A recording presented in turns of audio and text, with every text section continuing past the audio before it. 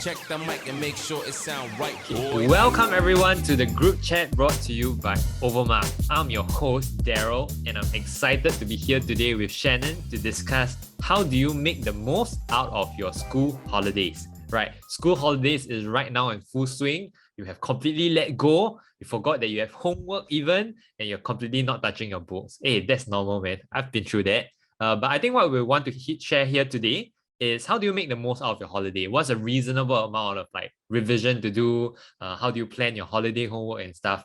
And I thought that might be something you'd be curious to find out, because actually a lot of students, they are struggling actually make the largest improvements and leaps during the holiday, doing something secret. And we hope to share that little secret with you. Shannon, why not you introduce yourself to our listeners? Yep, hello, so I'm Shannon. I'm currently a full-time tutor. I graduated from NTU a few years back, and I mainly teach secondary math and science, and I'm currently anchoring lower sec math for Overmark.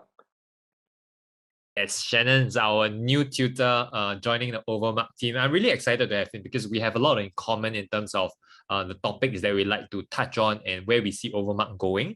But count on Shannon to come up with more exciting content in the future. But for today, I just want to focus more on right now as the school holidays and how can we make the most out of it. Okay, I want to start off by first talking about why is it important? Why is the school holidays not exactly a time for you to completely let go? Okay, take note, I'm more of addressing not so much the O-level kids that have finished O-level because you just have fun, you guys deserve it. I'm talking more about the Sec 3s moving to Sec 4s and J1s moving to J2s. I need you to realize, right, that if you completely let go during this period of 2 months and you forget everything that you've learned in your first year in Sec 3 or in J1, you're going to be in trouble. So I present this as a real situation that happened to myself. So I was doing okay in J1. I managed to get promoted and all, but I completely let go during my 2-month holiday in November and December. I was very busy with trainings. I was doing organizing of camps. I was just like doing a lot of stuff, but I wasn't revising at all.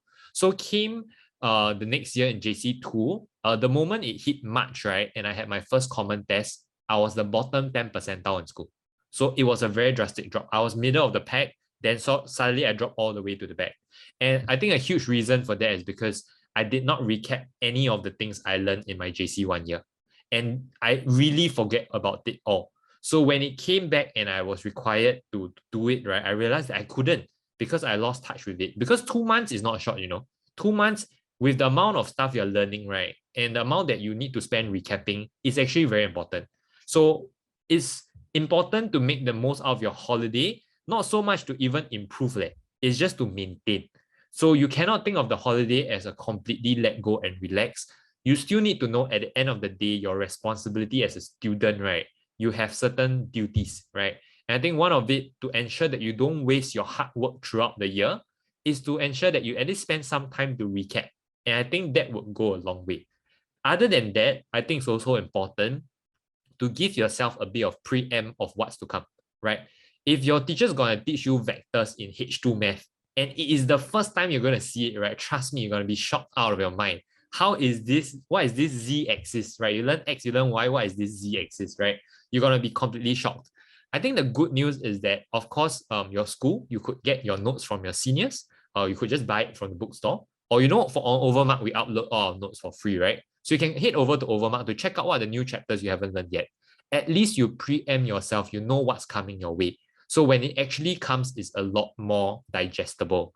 So your holiday is important because you want to spend the time to not forget what you have learned and to prepare yourself for what is to come. And if you are moving into Sec 4 or J2, right, you need to understand that your national exam is just around the corner. It sounds like 1 year away, right? But 1 year is damn fast, trust me. Because during that 1 year, a lot of things going to happen. You're going to have your CCA, you're going to have your after school activities, you're going to have your exams. By the time, you're left with 6 months. You know the drill. It comes super fast. So during the holiday is really not a time to completely let go.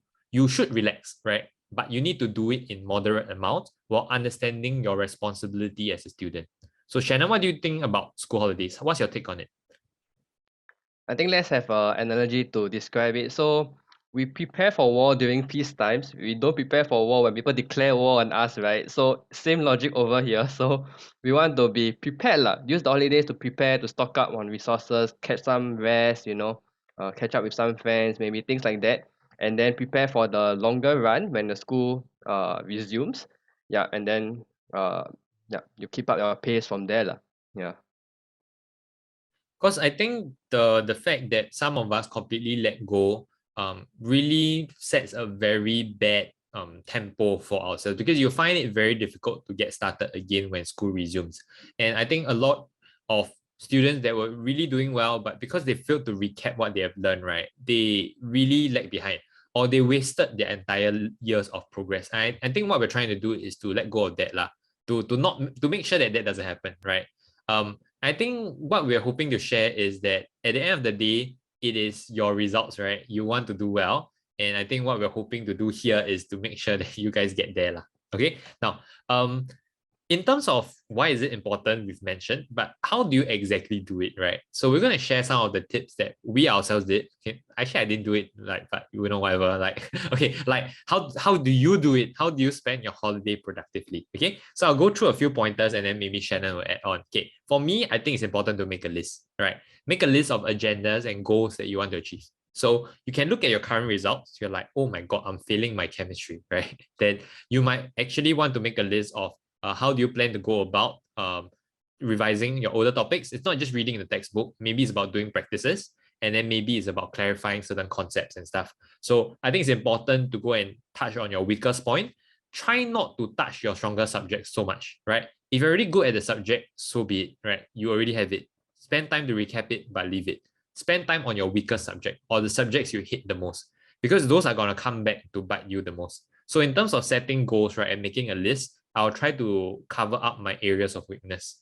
As the saying goes, the team is only as strong as the weakest link, right? You want to improve on your weakest link, right? Your weakest topics or weakest subjects, spend more time on those. And I think what is also important is to set a time frame for this, right? Because right now, the holiday is very easy. You watch your Netflix, right? You're like, wow, sure, another episode, let's go. Quite common, right? I mean, everybody falls into that loop, right? But I mean, it's okay to relax during the holiday, but you need to also set a specific time frame. By when do I need to do what? And you need to hold yourself accountable. So for me, it's really about making a list and making a timetable. Actually, holiday 2 months is not a lot. It's not that much, right? So you need to allocate your time. This week, what do I need to cover? Once I cover this, then I can let go, I can have fun. That's completely fine. But you need to set sort of the time frame for it. Okay, Shannon, what will you do if you had to do revisions during the holidays?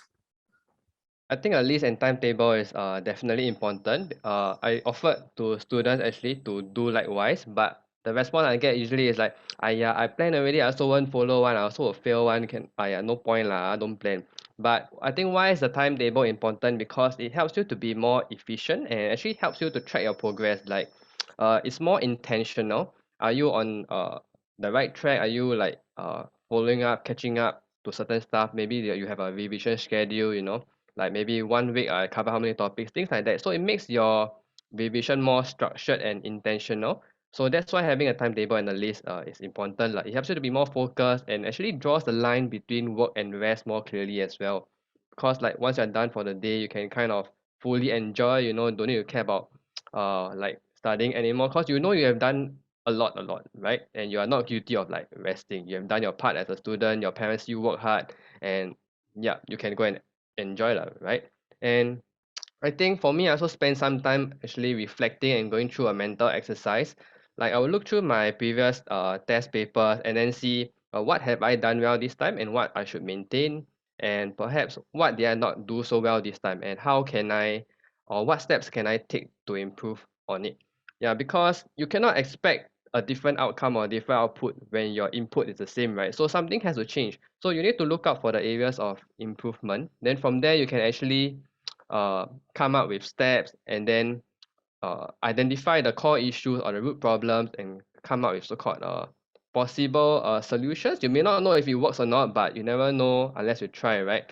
And I think it's about experimenting and see what works and what doesn't work for you, and then it becomes your so-called set list of like life solutions kind of thing. What works for you lah. Yeah, and it will help you through life maybe in the future as well next time. It's just about gaining self-awareness for yourself. Yeah. Oh my gosh, Shannon, you're so wholesome. It's like you got the self-reflection portion. I just keep moving on with my life without self-reflecting. I need to learn from you. Okay. Anyway, I think one of the biggest pointers about the holiday is how do you stay productive, right? It's not easy, right? Because the mood now is that your friends are going out, you're chilling and you're relaxing. You maybe go for CCA a bit, and you don't have the mood to study. So I think staying productive is extra important. I'm not saying that you have to lock yourself in your room to study 8 hours during the holidays. Please do not do that to yourself, okay? Please go and unwind a bit. But when I say stay productive, is about recognizing that there might be distractions when you're studying, right? So you might want to put away your phone. You might want to set an exact time frame that from 10 to 12 o'clock, I'm going to do this and nothing else. So staying productive is more about staying focused as well. And I think that will be very important and helpful because once you're done with that 2 hours, you can go and chill for the rest of the day, as Shannon has mentioned. So try to keep that mentality in terms of staying productive and try not to procrastinate and keep pushing back. I do later, I do later. Don't. You set the time frame for it and you do it. So one of the things that I've been forcing myself to do now, right, is that I always go to the gym in the morning, right? And because I had to book a slot, right, for my gym, I cannot escape from it. So I had to go during that slot. If not, I cannot go already. So what that works for me is that in the morning I wake up, I'm not a morning person. So I feel like shit. I'm like, don't want, I'm gonna die and give myself all sorts of excuses. Then I remember that I have a fixed slot. Then I force myself to go. But after I go gym, then I feel good. I feel refreshed for the rest of the day. Then I go for it. Then it's great. But I think you can try to have a similar mentality. If you're not into, say, like studying at home, you might want to check out like studying, meet your friend, maybe one friend, then you'll go to the library and then you'll try to fix that period of time. You'll study for 2 hours. After that, go and watch your movie or go out and whatever. But try to at least build a habit whereby you force yourself to go into that productive space or productive time slot. I think that is really important. And of course, we talked about setting goals already. So know what is the outcome that you hope to have by the end of the holiday. Is it that you would want to have a stronger foundation for a certain subject? Or is it that you want to accomplish more practices for a certain topic, right? So we know for math subjects, it's a lot about practice. So you might want to clock in more practices and keep warm with your problem solving. For science, maybe it's about clarifying certain concepts. For English, it's maybe to read up and expand on your understanding of the subject. And I think a lot of these things you can help to refine. So think of the holidays as a time when you go and sharpen your weapon, right? The parts that are blunt that you weren't very good at, you want to do it and then you want to revamp.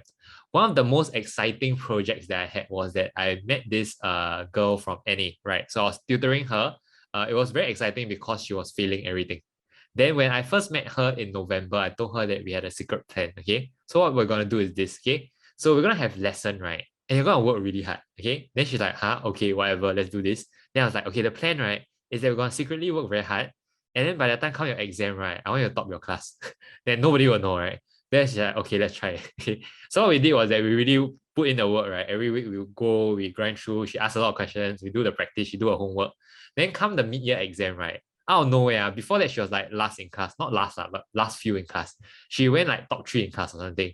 Then even the teacher was like damn shocked. Like her friends were all like, what? Like, wait, what? Correct? Is this your paper? The teacher was like damn shocked too. But I thought that was pretty cool. Like if you want to have something similar, right? You can only make this magic happen during the holiday where people are slowing down and you start to sprint, right? So this is the tortoise and hare story, right? So you want to be is it tortoise and rabbit or whatever lah. So slow and steady, but this is the point where you recharge and you load up on your turbo. So when school comes, you're like, then suddenly everybody's like shocked, like, who is this, right? Then everybody's like, what is this God?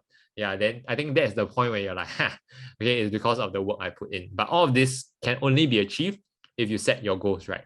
Okay, Shannon, what do you think? What advice would you give for Sec 4s that are heading to JC? Right. So those that finished the O levels, then they're heading into JC. Do you think they should spend some time to get ready for JC or really just relax and enjoy? I think there's no fixed answer for this. Like maybe if you feel a bit insecure, you may want to revise a little bit on the CLT, the commonly removed the common last topics. Yeah, because especially like for chemistry, there's organic chem, for math, there's the vectors part. So there is some linking and bridging to do. So you might want to do that. So yeah, just now I gave the illustration that you prepare for war during peacetime. So I feel that understanding concepts should be done during holiday when you have the time, not when you are cramming for exam. Yeah, so when it's close to exam, you should be revising and summarizing and just consolidating all your thoughts. But the understanding part should be done far from exam because you have the time, you're not stressed, and that's where you can absorb better lah. Yeah. And yeah, so now I say there are many possible things that you can do for now. Some of y'all may want to go and work, get some experience out there. Some of y'all may want to rest, charge up uh, mentally, physically before the long run again for another 2 years. There's no absolute way. So I think you need to find out what works for you. What do you think is best for you? But I say try not to get too slack in that sense. Try to keep yourself active so you have the momentum over there. So it doesn't. So the initial doesn't really kick in that badly when you start JC because it's going to be a very how to say fast paced run again kind of thing. Yeah. I think for me, I think the common last topic is a good bridging because you need to recognize you need it in A level, right? So I think your school might do it as a cohort. They might do a bit of a recap and a bridging because the entire cohort skipped that common last topic. But I think it's still diligence on your end to go and catch up lah. Because trust me, when JC start, you won't have time to go and read up on your common last topic that you missed out in O level, right? But a lot can be done now lah. Of course, I would say that realistically, right, I think 95% of y'all won't do it, right? Like it's after O level, you want to chill. I think it's perfectly fine, right? You go and relax. If there's one thing I want you to do, right, is I want you to go and find out a bit more about your subjects in JC. Which means, right, if you're not taking econs and you're planning to take econs in JC, right, I think during this holiday, it might be a good idea to go and figure out what is econs about. Because come JC, you will need to choose your subject combination quite early. While there'll be some briefings to tell you what is it about, right, you won't really have a good idea. So I think what you might want to do is to go and find out a bit more about topics like what exactly would they be doing in econs, right? Or if you are a triple science student, you are PCMB, right? You got 3 sciences, PC, you have your triple science, right? And you want to decide whether to take physics or bio. I think it's a good practice to go and find out from your seniors what's the difference between physics and bio at JC level. Or you can go and look at some of the notes and what are the kind of topics that they'll cover. So come the time when you choose your subject combination, you can be a bit more confident that you're choosing the right combination for yourself. I think that's the only one realistically that I think you need to do lah. If you're thinking of like you want to study or JC topics, whatever, I think chill a bit lah. I mean, take a chill pill, bro. Like just go and enjoy life first. I think that's fine. Okay, so just go find out about the new subjects. I think that will be a lot helpful. Now, let's move on to my favorite portion of the podcast, which is the dilemma of the week. Okay, so I will strictly restrict this to Sec 3s and J1s only. Yeah? So Shannon, what's your thought on this? How much should one student revise during the holidays in terms of hours, like quantifiable? What do you think is a reasonable number? Okay, for me back then in J1, my teacher said, if you want to do well, you must study 10 hours a day. So that was my reference point lah. So during holidays, I locked myself library 9 to 9, of course, lunch break. Yeah, that was 10 hours for me like during JC, but now cannot already. Yeah, Sec 3, I would say perhaps 6 or 7. I think that's good. It's like your normal school hours during holidays, if can. But of course, remember to take breaks as well lah. You don't want to focus so much on the quantity and you sacrifice the quality, right? Yeah. I think we are damn divergent on this. Maybe I'm just a slacker. Okay, for me, I think if you're Sec 3 or J1, I think Sec 3, if you can spend like 2 hours a day, I think it's more than enough. 2 hours, okay, 2 hours to complete homework, 2 hours to catch up on the areas you're weaker at. Because if I'm thinking objectively, if you have 2 months, right, you really do so 2 hours every day, right? That's 120 hours. I think that is enough lah. But of course, more is better. But I think if you want to take my word for it, 2 hours is good. Okay. For my own group tuition, what we've been doing is that lessons are weekly 2 hours, and then their homework probably takes them a good 1 to 2 hours every week. So for my own students that I'm taking care of, minimally for my subject, they are doing 4 hours lah. So I mean, whatever lah, you all need to decide what you can afford and what is good for you lah. I mean, of course, not everybody can study that long. For J1, I really regretted not studying during the holidays. I think if I had a choice, I might spend up to 3 to 4 hours. I think that's for me. That's what's realistic. But I did not study a single hour, and that came back to bite me really, really bad. That's like one of my lowest point in JC. So I think that is how much you should spend. For Sec 3, 2 to 3 hours would be good. J1 to moving to J2, I think 3 to 4 hours is good. I know this sounds a little bit preachy and like we overly nerdy and like we're trying to like get you all to study. But this is really speaking out of like advice, out of goodwill and out of experience, because we've been through ourselves.